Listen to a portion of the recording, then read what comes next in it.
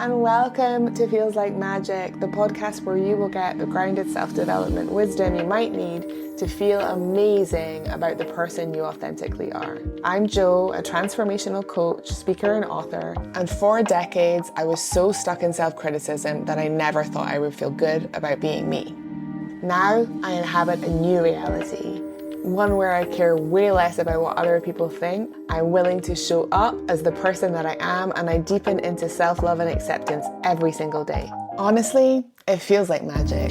Each week, I'll share scientifically proven tools, things I've learned from the world's best coaches, and personal stories I know you'll relate to. Ready? Let's dive in. Hello, beautiful human. Today, I'm going to talk about something that has been such a journey for me, and that is self-belief. So this episode is dedicated to how to build self-belief. And I want you to know that if you are in a place where that almost doesn't feel possible, I've got you. I have got you. I'm going to give you some really, really practical tools.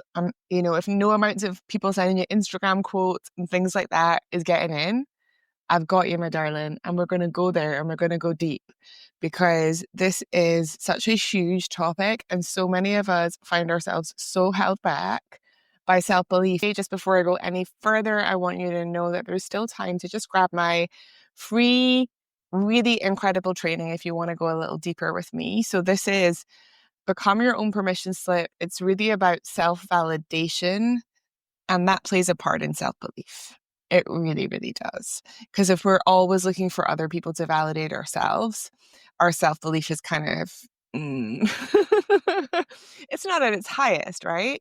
So get that. It's free. It's a 20-minute training. And there's also a really great workbook for you to sit with and to go through the exercises and really think, okay, where am I doing this? It's curated, so it's simple, but incredibly effective. So go grab that. Okay, now this is the first thing that I want to say about self-belief. You don't have to always be 100% kind and compassionate to yourself in order to believe in yourself. So when we think that if we're going to have self-belief, it means that we can't have an inner critic. Our inner critic will be there. Our inner critic is a scared young part of us. Usually it's a part of us that learned in childhood that they weren't quite safe doing what they were doing. They've come up with a narrative that they spew out again and again. And the fear voice gets really loud when we're about to do something we really want to do. And I'll talk through a personal example of mine to kind of talk about how this showed up for me. I really want you to know that it's okay. It is so okay if your inner critic is still here. The work for us to do is to just reassure this part, ask it what it needs. There are layers to this, but really basic thing you can do, just what do you need to hear? I'm not going to die. Okay, I'm not going to die. It can be as simple as that. We're going to survive whatever this thing is, like putting a YouTube video out or posting on Instagram or whatever the thing is that is the edge for you. And take that edge seriously. For me, when I first did a video on Instagram, it was a really big thing because I had so much history with disordered eating, with hating the way I looked, with hating being visible, and actually at times with that feeling quite unsafe in my body. And so it was a big deal for me. So remember that things that are a big deal for you can be a big deal for you. And don't sell yourself out. Don't tell yourself it wasn't important because someone else might not understand, right? You get to understand. And I really want you to take this in, my love. I really want you to take this in. Okay, so inner critic gets to be here. We're going to work with that part, reassure it. Self-belief. Now, a really beautiful way to very quickly build your self-belief is to look back over the past month, the past year, and to think of 3 times where you showing up to something has made a difference to somebody. And you can journal this out. It's a beautiful thing to journal on. So 3 times, you might really get going and come up with more. But I want you to really put down 3 times where your presence, your life, your heart has made a difference to somebody else's life. I don't know if you've ever watched It's a Wonderful Life, but at the end of that film, it's all about the man feeling like he's not important and actually he's caused damage. But then when we see the world when it never had him in it, it's so much worse. So many times we don't give ourselves credit. And I count myself in this. Like, this has to be a practice for me too. I always, like, everything I teach here and everything that I work through with clients, I'm always a student of these practices as well. It's not like a one and done. This is really about inviting ourselves in again and again to really acknowledge ourselves. So I want you to sit with this. I want you to journal it out, and I want you to write down 3 times in which you have made a difference to somebody else's life just by being you, or by arranging a trip, or by being there for them when they were sad. Whatever the things are, I want you to write them down. And when you've written them down, I want you to read them aloud, and I want you to notice what happens in your body. I want you to notice if your body has the ability to absorb them or if there's resistance. And that is telling you how open you are to really receiving. And again, this is like a practice. So it's something that you get to practice. We're not taught in our world how to receive. So really practice receiving the ways in which you have made a difference. Practice receiving, softening your body, not skipping over the words and going as fast as you can to get them out because you're scared it's not enough. Like, really, really, really sitting with it, my darling. Really sitting with it and really acknowledging yourself. This is such a quick way to boost your self-belief. It's so important. It's so important. So that is step 1. 3 ways in which you have, I guess it's step 2, because actually we talked about the inner critic. So 3 ways in which you really supported somebody, you have made a difference. Okay, next thing. You do not have to believe 100,000 million% in yourself in order to take action. So there is a fallacy around, if I believed in myself then. It's a really interesting sentence to work with, right? But sometimes we can't get to the self-belief until we actually show ourselves that we're capable. So sometimes what we've got to do, first of all, is to take the action.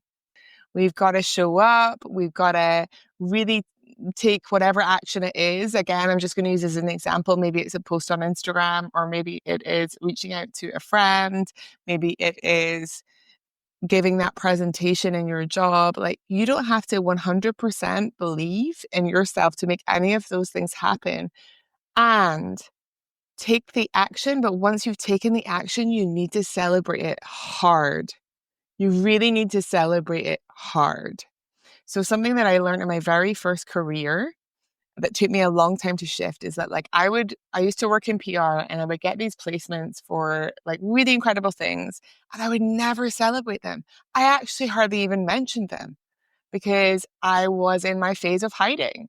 I was in my phase of keeping myself small. And what I want for your subconscious and for you to make the change that you want to make in your life, whatever that looks like for you this year in 2025, I want your subconscious to know that doing something that is out of your comfort zone is a really great thing. Because what happens if we don't celebrate is that we go into contraction. The body reads contraction as fear, and it's lodged in our system that this was scary and we don't really want to do it again. Very, very like subconscious level. If we celebrate, and this can be as simple as like waving your hands in the air and being like, I did it. I did it. Right? That it can be that, or it could be putting a song on and celebrating and dancing to whatever the action is and really feeling your body. Like the fact that you did something uncomfortable. This is a great way for you to build self-belief. So we don't have to 100,000% believe in ourselves in order to take the action. And after we take the action, my love, we have got to celebrate it. Every tiny step counts. Something that's very present for me right now, and it may resonate with you, is the feeling of like nothing is happening. I'm doing all of this and nothing is happening, but we don't know nothing is happening. In fact, a lot might be happening that we're completely unaware of, that is not in our field of knowledge. So I just want to remind you of that too. So important, my darling. We don't know. We just don't know. We think we know, and we want to control, and we want to have it all worked out, but we don't know. Okay, third thing, my darling, that I want you to play around with to instantly boost your self-belief and to continue building your self-belief is the use of mantra. I'm going to use mantra rather than affirmations because mantra is a repeated phrase and affirmations sometimes get a really bad press. So what I don't mean is taking something that somebody sent you on an Instagram quote that doesn't really land with you and repeating it to yourself until you force yourself to believe it. That doesn't work, babe. It really, really doesn't work. So what we want is to find words that land in our system. That's it, right? They've got to land in our body. They've got to land in our consciousness as true. And this can be a journey. So when I teach my journaling workshops and I teach my clients about self-love and self-compassion and how to really build this as a practice, I talk about how we have to go to the level where we currently are in order to build from there. So the level one is like, may I see how wonderful what I just did was. And that's almost like a prayer, right? May I see my growth? May I know that I'm doing my best? May I give myself a break? Like whatever the thing is, use may I, right? Like prayer. May I learn to believe in myself? That would be a beautiful one. That is very different from saying, I believe in myself, when that doesn't land in your body.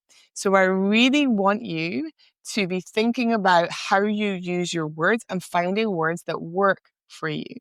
Now, we can also use the I, of course. So we might say something like, I am so proud of how I showed up today. And that might be something that you want to work on and write out. And one beautiful way to do this, and I'm going to go back to doing this because I have like loads and loads of journals that are filled with this. When I first started self-development, I used to just write out again and again and again one phrase, like lines in school. And it is so effective because the repetition is what actually changes our brain. It's what actually changes our neural pathways. So even though this might sound ridiculous, I really want you to consider finding one phrase and writing it out again and again and really feeling it in your body. And that phrase can be anything that lands, like, I made a difference to somebody's life today. See the texture of that. Isn't that beautiful?